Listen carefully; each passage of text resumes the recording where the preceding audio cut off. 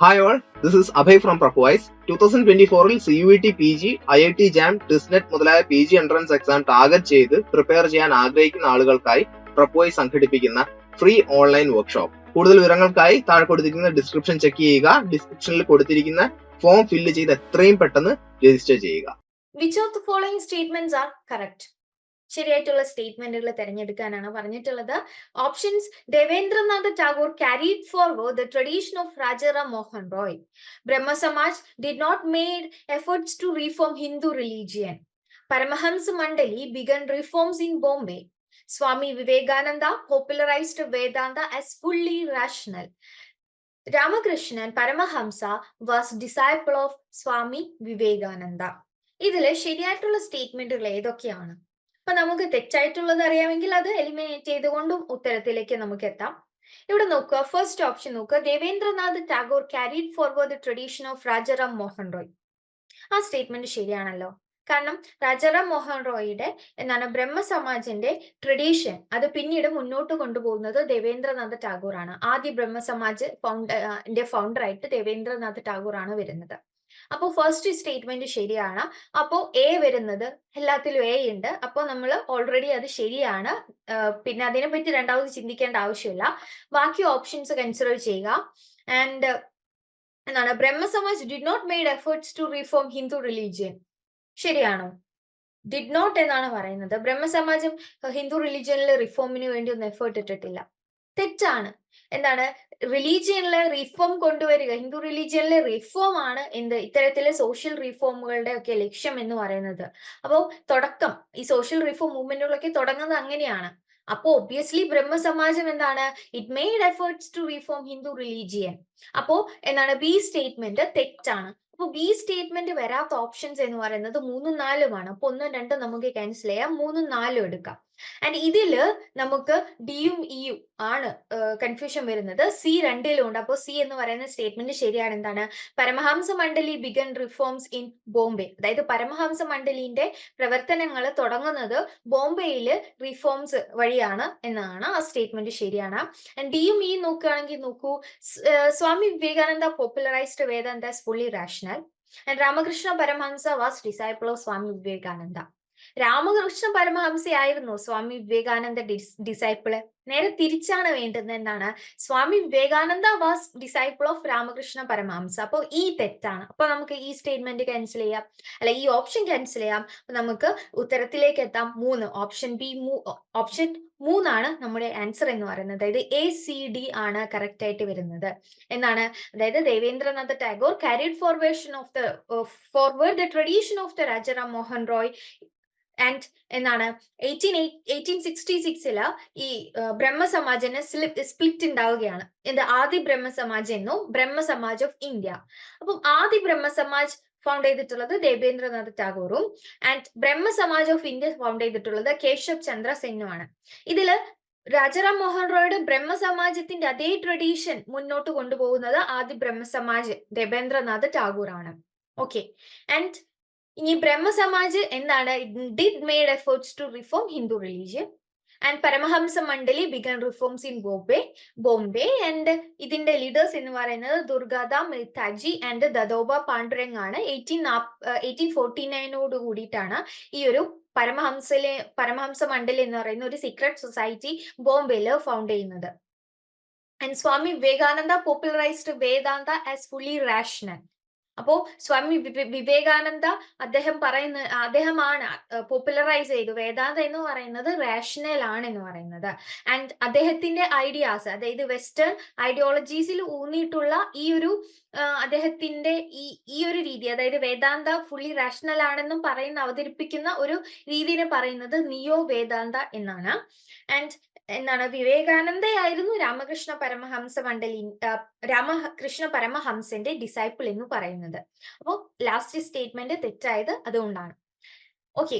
അപ്പോൾ ഇവിടെ നമ്മൾ പഠിച്ചത് സോഷ്യൽ റീഫോംസും ഒക്കെ ആയിട്ട് റിലേറ്റഡ് ആയിട്ടുള്ള ആളുകളും അവരുടെ ഓർഗനൈസേഷനും അവരുടെ പ്രവർത്തനങ്ങളൊക്കെയാണ്. അപ്പം ഇതുപോലെ ധാരാളം എന്താണ് റീഫോം മൂവ്മെന്റുകളും ഓർഗനൈസേഷനുകളൊക്കെ ആ ഒരു പീരീഡിൽ, ഈ ഒരു കണ്ടംപററി ഈ പീരീഡിലൊക്കെ ഫൗണ്ട് ചെയ്യുന്നുണ്ട്. അപ്പോൾ അതൊക്കെ എവിടെയാണ്, ആരാണ്, ഏത് വർഷമാണ്, അവരുടെ ലക്ഷ്യം എന്തായിരുന്നു, ആൻഡ് അവർ എന്തെങ്കിലും ജേർണലുകളോ മാഗസീനോ ഒക്കെ ഇറക്കിയിട്ടുണ്ടോ, അതൊക്കെ ഏതാണ് എന്നൊക്കെ നമ്മൾ കൃത്യമായിട്ട് പഠിച്ചു വെക്കേണ്ടതാണ്.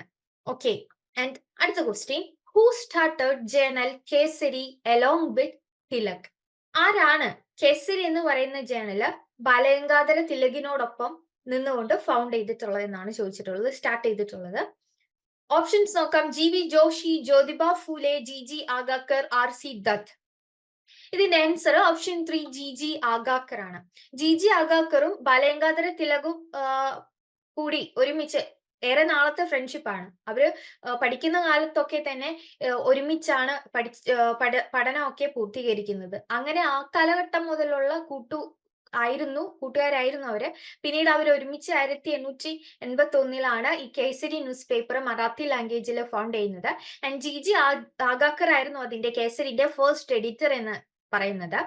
പിന്നീട് 1887 ആവുമ്പോഴേക്കും എന്താണ് ഈ ആഗാക്കർ എന്താണ് ബാലഗംഗാധര തിലകുമായിട്ട് കുറെ ഐഡിയോളജിക്കൽ ഡിഫറൻസും ഫ്രാക്ഷൻസ് ഒക്കെ വന്നപ്പോ ഈ കേസരി വിട്ടുപോവുകയും ക്വിറ്റ് ചെയ്യുകയും പിന്നീട് ആഗാക്കർ അദ്ദേഹത്തിൻ്റെതായിട്ട് സ്വന്തമായിട്ടുള്ള ഒരു ഇൻഡിപെൻഡന്റ് ന്യൂസ് പേപ്പർ ഫൗണ്ട് ചെയ്യുകയാണ്. അതാണ് സുധാരക്. 1888 അദ്ദേഹം സുധാരക് ന്യൂസ് പേപ്പർ സ്റ്റാർട്ട് ചെയ്യുന്നുണ്ട്.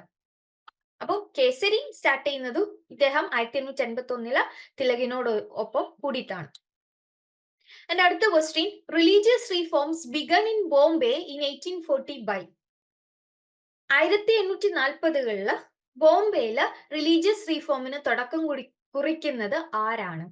ബ്രഹ്മസമാജ്, പരമഹംസ മണ്ഡലി, പ്രാർത്ഥന സമാജ്, ആര്യ സമാജ്. അപ്പോൾ ഈ ഒരു ചോദ്യത്തെ പറ്റിയിട്ട് നമ്മൾ മുന്നേ ഡിസ്കസ് ചെയ്തതാണ്. ബോംബെയില് റീഫോം മൂവ്മെന്റുകൾക്ക് തുടക്കം കുറിക്കുന്നത് ആരാണ്? ഓപ്ഷൻ 2 പരമഹംസ മണ്ഡലിയാണ്. അതായത് ബോംബെ കേന്ദ്രമാക്കിയിട്ട് പല സോഷ്യൽ ഓർഗനൈസേഷൻസ് ഫോം ചെയ്യുന്നുണ്ട്, അല്ലെങ്കിൽ അവരുടെ റീഫോം പരിപാടികളൊക്കെ അവർ അവിടെ ഓർഗനൈസ് ചെയ്യുന്നുണ്ട്. പക്ഷെ ആദ്യം തുടങ്ങുന്നത് ബോംബെയിൽ ഈ ഒരു സോഷ്യൽ റീഫോം പരിപാടികളൊക്കെ തുടങ്ങുന്നത് പരമഹംസ മണ്ഡലിയാണ്. ആൻഡ് ഇത് 1840 ഇവരുടെ പ്രവർത്തനങ്ങൾ ആരംഭിക്കുന്നുണ്ട്. ആൻഡ് ഈ പരമഹംസ മണ്ഡലി എന്ന് പറയുന്ന ഒരു സീക്രട്ട് സൊസൈറ്റിയാണ്. അതിന്റെ ലക്ഷ്യം എന്ന് പറയുന്നത് എന്താണ്? Fighting idolatry and caste system. And ഇവരുടെ പ്രത്യേകത ബിലീവ് ഇൻ വൺ ഗോഡ് ആണ്. And it was closely related to Manava Dharma Sabha. മാനവ ധർമ്മസഭ എന്ന് പറയുന്ന ഒരു പ്രീവിയസ് ഓർഗനൈസേഷൻ ആണ് പരമഹംസ മണ്ഡലിയുടെ മുന്ന്. ആൻഡ് അതിനെയൊക്കെ മോഡൽ ചെയ്തുകൊണ്ട് അതിനോട് റിലേറ്റഡ് ആയിട്ടാണ് ഈ പരമഹംസ മണ്ഡലി 1849 പിന്നീട് ബോംബെയിൽ വെച്ചിട്ട് ഫൗണ്ട് ചെയ്യുന്നത്. ആൻഡ് ഇതിന്റെ നേതൃത്വം കൊടുത്തത് ദുർഗാദ മെഹ്താജി ആൻഡ് ദദോബ പാണ്ഡുരംഗ് ആണ്. ആൻഡ് നെക്സ്റ്റ് നമ്മൾ ഓപ്ഷൻസിൽ ഉള്ളതാണ് പ്രാർത്ഥന സമാജ് എന്ന് പറയുന്നത്. അപ്പൊ നമുക്ക് കൺഫ്യൂഷൻ വരാം. ഇപ്പൊ ഓപ്ഷൻസിൽ ഇവിടെ എടുത്തു ചോദിച്ചിട്ടുണ്ട് 840 ബോംബെയിൽ റീഫോം തുടങ്ങുന്നത് ആരാണെന്ന്. അപ്പൊ നമ്മുടെ ആൻസർ പരമഹംസ മണ്ഡലിയാണ്.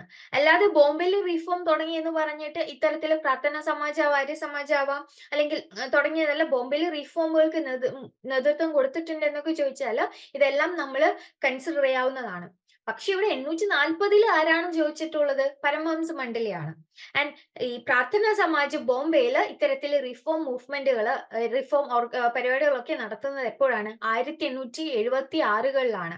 ആൻഡ് ഈ പ്രാർത്ഥന സമാജ് ബോംബെയിൽ അതിന്റെ ഫൗണ്ടേഷൻ തുടങ്ങുന്നത് ആരാണ്? ആത്മാരാം പാണ്ഡുരംഗ് ആണ്. ഇയർ ഓൾറെഡി പറഞ്ഞു, 1876-ലാണ്. പിന്നീട് എന്താണ് ഈ ബോംബെയിലെ മഹാരാഷ്ട്രയിലെ പ്രധാനപ്പെട്ട റിഫോം ലീഡേഴ്സ് ആയിട്ടുള്ള ആർ സി ഭണ്ഡാർക്കറും അതുപോലെ തന്നെ എം ജി റാനയുടെ ഒക്കെ തന്നെ ഇതിലെ മെമ്പേഴ്സ് ആവുന്നുണ്ട്. ഇനി അടുത്തത് ആര്യ സമാജ് ഉണ്ട്. ആര്യ സമാജ് ബോംബെയിൽ തന്നെ 1875 ഫൗണ്ട് ചെയ്യുന്നുണ്ട്.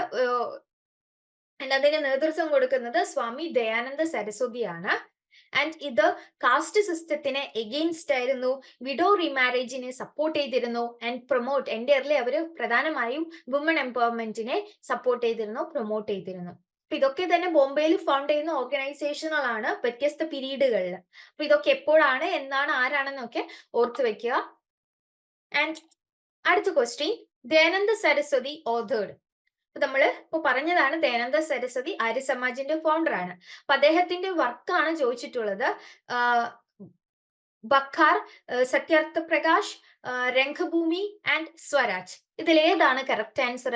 ഓപ്ഷൻ 2 സത്യാർത്ഥ പ്രകാശ് ആണ് കറക്റ്റ് ആൻസർ. സത്യാർത്ഥ പ്രകാശ് ദയാനന്ദ സരസ്വതി 1875 ഈ ഒരു വർക്ക് അദ്ദേഹം എഴുതുന്നത്. ആൻഡ് അത് ഹിന്ദി ലാംഗ്വേജിലാണ് ഉള്ളത്. അപ്പൊ 1875 സത്യാർത്ഥ പ്രകാശ് വരുന്നത്. അടുത്ത ക്വസ്റ്റ്യൻ നോക്കൂ. ജിൻസി കമീൽ ലിറ്റററി മീൻസ്. അപ്പൊ ജിൻസി കമീൽ എന്ന് പറയുന്ന ഈ ഒരു പേർഷ്യൻ ടേമിന്റെ അർത്ഥമാണ് ചോദിച്ചിട്ടുള്ളത്. ഓട്ടം ക്രോപ്പ് ആണോ, പെർഫെക്റ്റ് ക്രോപ്പ് ആണോ, സ്പ്രിംഗ് ക്രോപ്പ് ആണോ, ആൻഡ് ന്യൂ ക്രോപ്പ് ആണോ? ഇതിന്റെ ആൻസർ എന്താണ് വരുന്നത്? പെർഫെക്റ്റ് ക്രോപ്പ് ആണ്. ജിൻസി കമീൽ എന്ന് വെച്ചാൽ പെർഫെക്റ്റ് ക്രോപ്പ്. കമീൽ എന്നൊക്കെ പറയുമ്പോൾ പെർഫെക്റ്റ് ക്രോപ്പ് ആണ്. അതായത് മുഗൾ സ്റ്റേറ്റിലാണ് ഈ ഒരു ടേം ഉപയോഗിച്ചിട്ടുള്ളത്. Mughal state encouraged peasants to cultivate crops like cotton, sugar cane which brought in more revenue. ഈ കൈൻഡ് ഓഫ് ക്രോപ്പുകളെയാണ് എന്താണ് പെർഫെക്റ്റ് ക്രോപ്പ് എന്ന് പറയുന്നത്. അതായത് കോട്ടനും ഷുഗർ കെയിനും ഇത്തരത്തിലുള്ള ജിൻസി കമീലുകളാണ് മുഗൾ സ്റ്റേറ്റില്. കാരണം ഇതൊക്കെ എക്സ്ട്രാ മണിയാണ് നമുക്ക് കൊണ്ടുവന്നിരുന്നത്. അതായത് സബ്സിസ്റ്റൻസ് പ്രൊഡക്ഷൻ മാത്രമല്ല മുഗൾ എംപയറിൽ ക്യാഷ് ക്രോപ്സിന്റെ കൂടെ പ്രൊഡക്ഷനെ പ്രോത്സാഹിപ്പിച്ചിരുന്നു എന്നതാണ് ഈ ജിൻസി കമീൽ വിളകൾ അവിടെ ഉണ്ടായിരുന്നത് അർത്ഥമാക്കുന്നത്. കാരണം നമ്മൾ സബ്സിസ്റ്റൻസിന് എന്താണ് ഫുഡ് ഗ്രെയിൻസ് കൾട്ടിവേറ്റ് ചെയ്യും. അപ്പോൾ അതുകൂടാതെ ഇത്തരത്തിൽ കോട്ടണും ഷുഗർ കെയിൻ ഒക്കെ ക്യാഷ് ക്രോപ്പുകളാണ്. ആൻഡ് ഇതിനെയൊക്കെ പെർഫെക്റ്റ് ക്രോപ്പ് എന്ന് പറയുന്നു. കാരണം നമുക്ക് എക്സ്ട്രാ കൂടുതൽ റവന്യൂ കൊണ്ടുവരുന്ന കാര്യങ്ങളാണ്. അപ്പൊ അതിനൊക്കെ പെർഫെക്റ്റ് ക്രോപ്പ് എന്ന് പറയുന്നു. അപ്പോൾ ഇതിൽ നിന്ന് മനസ്സിലാക്കുന്നത് അവിടെ കൊമേഴ്ഷ്യൽ അഗ്രികൾച്ചറിനെയും കൂടെ പ്രോത്സാഹിപ്പിച്ചിരുന്നു എന്നതാണ്. ആൻഡ് അടുത്ത സ്റ്റേറ്റ്മെന്റ് നോക്കൂ. അസേർഷൻ റീസൺ ടൈപ്പ് ക്വസ്റ്റ്യൻ ആണ്. അസേർഷൻ എന്താണ്? The Indian army was carefully organised after 1858 to prevent the recurrence of another revolt. Reason പറയുന്നത് എന്താണ്? It was to minimise the capacity of Indian soldiers to revolt. അതായത് 1857 റിവോൾട്ടിന് ശേഷം ഉണ്ടായിരുന്ന പ്രധാന മാറ്റങ്ങളെ പറ്റിയിട്ടാണ് ഇതിൽ പറയുന്നത്. അസേർഷനിൽ പറയുന്നത് ഇന്ത്യൻ ആർമിനെ കൃത്യമായിട്ട് റീഓർഗനൈസ് ചെയ്യുന്നുണ്ട് 1858 ശേഷം. അതായത് ക്രൗണ് അധികാരം ഏറ്റെടുത്തതിനൊക്കെ ശേഷം. എന്തിനു വേണ്ടിയിട്ടാണ്? മറ്റു റിവോൾട്ട് ഉണ്ടാവാതിരിക്കാൻ. എന്തിനാണ് ഇങ്ങനെ ആർമിനെ റീഓർഗനൈസ് ചെയ്യുന്നത്? It was to minimise the capacity of Indian soldiers to revolt. ഇനി ഒരിക്കൽ കൂടി ഇന്ത്യൻ സോൾജേഴ്സിന്റെ ഭാഗത്തു നിന്നും ഒരു റിവോൾട്ട് ഇല്ലാതിരിക്കാൻ വേണ്ടിയിട്ടാണ് അവരെ ഇത്തരത്തില് അവരുടെ കപ്പാസിറ്റി ഒക്കെ കുറയ്ക്കുന്നത് എന്ന് പറയുന്നു. ആൻഡ് അപ്പോ എന്താണ് നമ്മുടെ ഇന്ത്യൻ സോൾജേഴ്സിന്റെ ബ്രിട്ടീഷ് ആർമിയിൽ വർക്ക് ചെയ്യുന്ന ഇന്ത്യൻ സോൾജേഴ്സിന്റെ അവർക്ക് കൃത്യമായി ഒന്നുകൂടി കൺട്രോൾ കൂട്ടുകയാണ് ഈ ഒരു 1858 ശേഷം നമുക്ക് കാണാൻ കഴിയുന്നത്. അപ്പോൾ കറക്റ്റ് ആൻസർ എന്താണ്? Both A and R are correct. And R is the correct explanation of A. അതായത് 1858 ആർമീനെ വീണ്ടും കെയർഫുള്ളി റീഓർഗനൈസ് ചെയ്യുന്നുണ്ട്, മറ്റൊരു റിവോൾട്ട് കൂടി ഇല്ലാതിരിക്കാൻ വേണ്ടിയിട്ട്. ആ സമയത്ത് അവര് കുറെ റൂൾസ് ഒക്കെ കൊണ്ടുവരുന്നുണ്ട്. ആൻഡ് പ്രധാനപ്പെട്ട ചേഞ്ച് എന്ന് പറയുന്നത് ഈസ്റ്റ് ഇന്ത്യ കമ്പനിയുടെ യൂറോപ്യൻ ഫോഴ്സസിനെ ക്രൗണിന്റെ ട്രൂപ്സുമായിട്ട് അവർ മെർജ് ചെയ്യുന്നുണ്ട്. പിന്നെ യൂറോപ്യൻ ബ്രാഞ്ചില് എന്താണ് ആർമി എന്ന് പറയുന്നത് എല്ലാത്തിന്റെയും തലപ്പത്ത് യൂറോപ്യൻ ബ്രാഞ്ച് അല്ലെങ്കിൽ യൂറോപ്യൻ ആർമി ഹെഡുകളെയാണ് വെച്ചിരുന്നത്.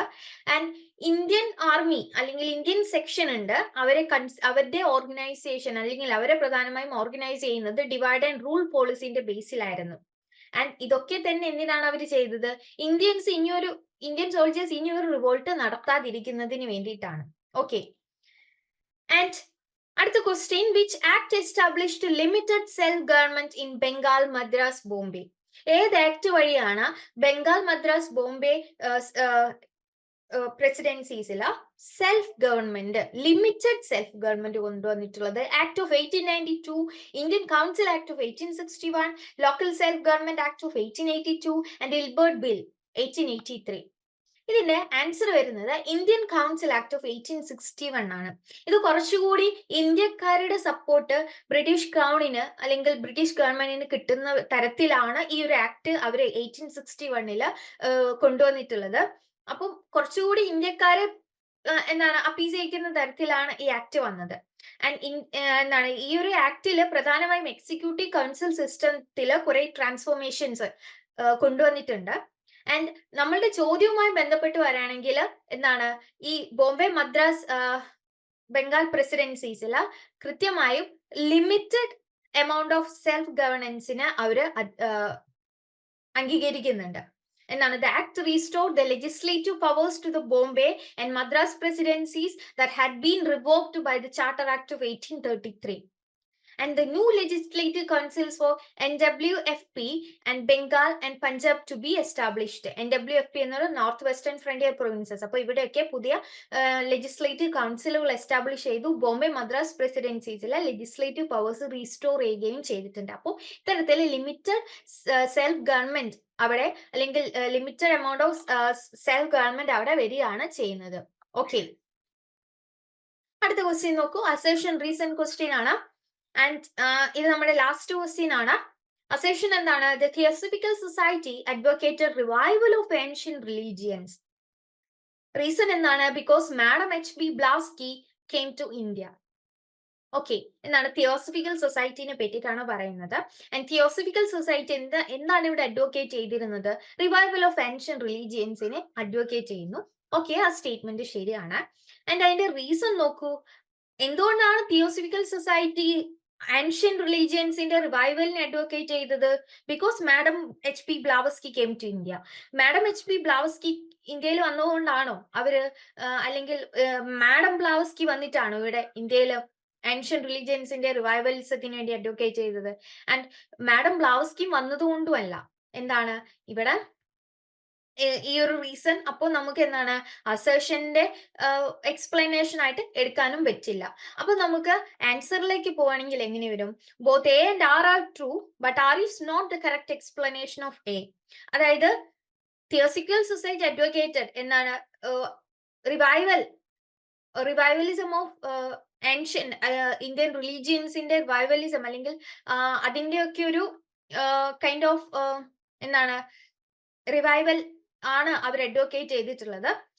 പക്ഷേ എന്താണ്? മാഡം ബ്ലാവസ്കി വന്നതുകൊണ്ടല്ല. മാഡം ബ്ലാവസ്കി ഇന്ത്യയിലേക്ക് വന്നിട്ടുണ്ട്, അതൊക്കെ, പക്ഷെ അതുകൊണ്ടൊന്നല്ല അങ്ങനെ ചെയ്തിട്ടുള്ളത്. അപ്പോൾ നമ്മൾ തിയോസഫിക്കൽ സൊസൈറ്റിനെ പറയുകയാണെങ്കിൽ തിയോസഫിക്കൽ സൊസൈറ്റി ആദ്യമായിട്ട് ഫൗണ്ട് ചെയ്യുന്നത് 1879 സോറി 1879 അല്ല, 1875 ന്യൂയോർക്ക് സിറ്റിയിൽ വെച്ചിട്ടാണ് തിയോസഫിക്കൽ സൊസൈറ്റി ഈ ആശയം വരുന്നതും ആൻഡ് അത് ഫൗണ്ട് ചെയ്യുന്നതും. എന്താണ്? ഈ ഹെലൻ ബ്ലാവസ്കിയും ആൻഡ് ഹെൻറി സ്റ്റീൽ ഓൾക്കോട്ടുമാണ് ഈ ഒരു ഓർഗനൈസേഷൻ ഫൗണ്ട് ചെയ്യുന്നത് ന്യൂയോർക്ക് സിറ്റിയിൽ വെച്ചിട്ട് 1875. പിന്നീട് മാഡം ബ്ലാവസ്കിയും ഓൾക്കോട്ടും ഒക്കെ തന്നെ ഇന്ത്യയിലേക്ക് വരുന്നുണ്ട് 1879. എന്നിട്ട് അവര് ഇന്ത്യയിൽ തിയോസഫിക്കൽ സൊസൈറ്റി ഇൻട്രൊഡ്യൂസ് ചെയ്യുന്നുണ്ട്. അത് എന്താണെന്ന് വെച്ചാൽ 1882 ഇന്ത്യയിൽ ഈ ഒരു തിയോസഫിക്കൽ സൊസൈറ്റി ആദ്യമായിട്ട് ഇൻട്രൊഡ്യൂസ് ചെയ്യുന്നത്. ആൻഡ് ഇത് മദ്രാസിലെ അടയാറിലാണ് ഇതിന്റെ ഒരു ഹെഡ് ക്വാർട്ടേഴ്സ് അവർ എസ്റ്റാബ്ലിഷ് ചെയ്യുന്നത്. ആൻഡ് ആനി ബെസന്റ് ആണ് ഇതിന്റെ ഈ ഒരു മൂവ്മെന്റ് ഇന്ത്യയിൽ പോപ്പുലറൈസ് ചെയ്തിട്ടുള്ളത്. അപ്പോ ഇതിന്റെ ഈ ഒരു തിയോസഫിക്കൽ സൊസൈറ്റിന്റെ ബേസിക് ഒരു പ്രോഗ്രാം എന്ന് പറയുന്നത് the advocated revival of the ancient religions. And അവര് ഈ ഒരു സൊസൈറ്റി എന്ന് പറയുമ്പോൾ അവരുടെ ബേസിക് ഐഡിയ എന്ന് പറയുന്നത് എന്താണ്? അവർ പറയുന്നത് പർപ്പസ് ഓഫ് ഹ്യൂമൻ ലൈഫ് എന്ന് പറയുന്നത് സ്പിരിച്വൽ ഇമാൻസിപ്പേഷൻ ആണ്. ആൻഡ് ഈ ഒരു മൂവ്മെന്റ് അല്ലെങ്കിൽ ഓർഗനൈസേഷന്റെ promoted values of universal brotherhood and social improvement. And the society accepted Hindu beliefs in incarnation, karma, and drew inspiration from philosophy of Upanishad, Sankhya, Yoga, and Vedanta. അപ്പോൾ ഹിന്ദു സ്ക്രിപ്റ്റേഴ്സിനെയും അതുപോലെ തന്നെ ancient Hindu religious ബിലീഫ്സിനൊക്കെ തന്നെ അവര് accept ചെയ്തിരുന്നു എന്നുള്ളതാണ് theosophical സൊസൈറ്റിന്റെ പ്രത്യേകത. അപ്പോൾ theosophical society പ്രധാനമായും advocated for what? Revival of ancient religions. Okay, and thank you.